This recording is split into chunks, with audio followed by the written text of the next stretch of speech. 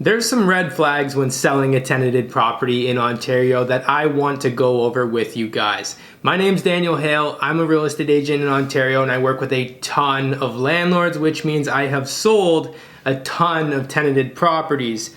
And what I know is you can run into a lot of issues if you don't know these things. The first red flag I want to talk about is not knowing the landlord and tenant board laws. Either you need to know them or your real estate agent needs to know them.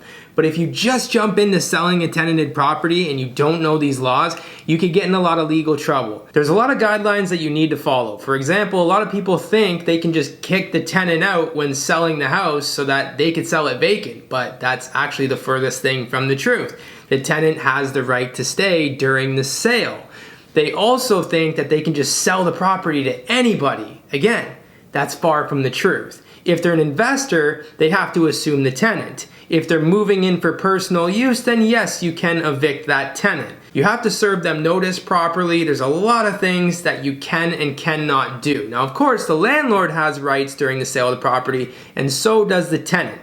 So you need to make sure that you know them, or whoever's handling the sale, they know them. Now, the next red flag that I want to talk about when it comes to the tenants is if they deny you of interior photos. This is like a warm-up of the tenant telling you they're gonna be a problem. Now, the tenant does have the right to deny you of interior photos if they don't want any taken, which yes, this affects your marketing purposes. Of course, it's best to have them. There's ways around that.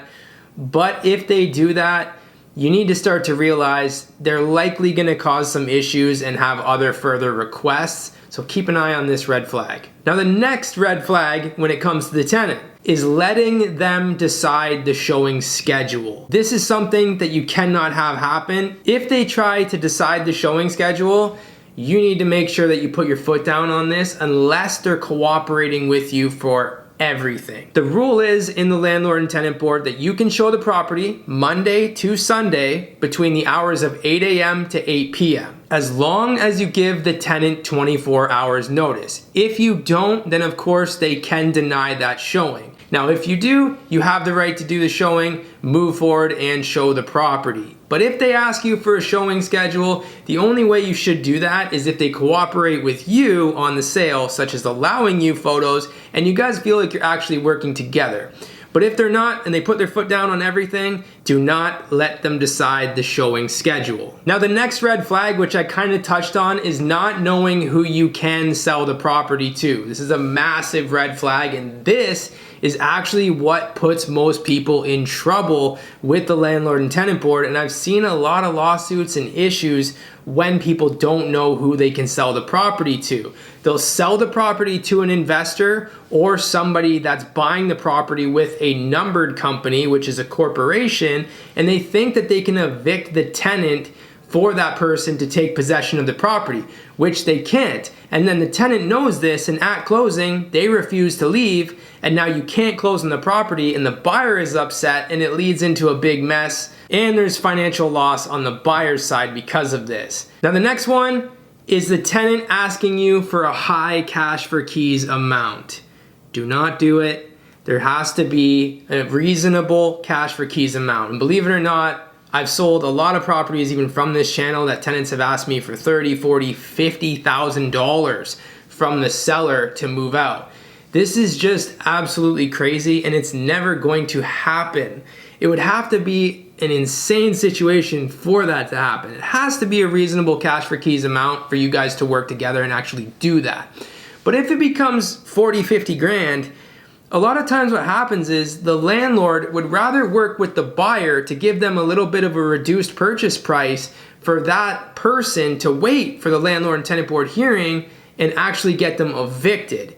Now, this is a loss for the tenant as well, because if the landlord offers them a couple months rent or something to help them out and they don't take it, and then they go to a landlord and tenant board and they end up getting 1 month's rent and evicted, which will happen if you sell the property correctly, then they're at a big loss too. So if the tenant asks you for a crazy high cash for keys number, don't do it. Somebody will fall in love with the property. Just keep showings going and you will sell that property to somebody for their personal use, or maybe that investor comes along and buys that property. Now, the last red flag that I want to talk to you about, which is the biggest one, do not hire a real estate agent that's never sold a tenanted property. If they don't know what they're doing, they won't know what conditions and what clauses to put in the agreement of purchase and sale. They won't know who to sell it to. They won't know how to protect you. They won't know how to communicate with the tenants, how to send them notice, what forms to give them when it's sold, and all of that stuff.